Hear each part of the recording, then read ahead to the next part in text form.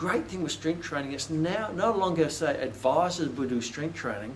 In my opinion and many other medical-based opinions, is that it is now essential to do strength training, because we know that your muscle would degenerate over time. It's called the aging process. Now, Tufts University looked at the 10 biomarkers that are contributing to the aging process, and the top 2 of the 10 was loss of strength and loss of muscle size. And then they've also got loss of bone mineral density and loss of cardiovascular fitness and change in blood lipid profiles and all sorts of stuff. But the 2 number 1 that contribute to the aging process is loss of strength and loss of muscle size. So it is now essential to fight against the aging process to maintain the engine under the bonnet. And the engine under the bonnet is the muscles.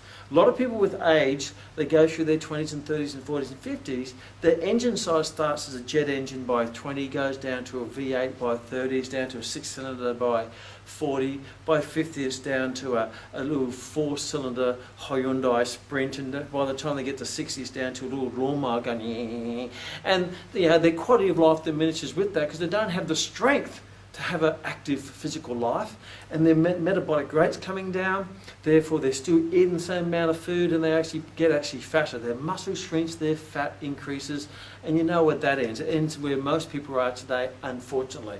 So yes, there's lots of things you can do to counter that, and one of the most important in my mind is strength training, because that tunes up the engine, keeps the engine size so you can keep revving around in the streets of your life, keeping active and having a great quality of life.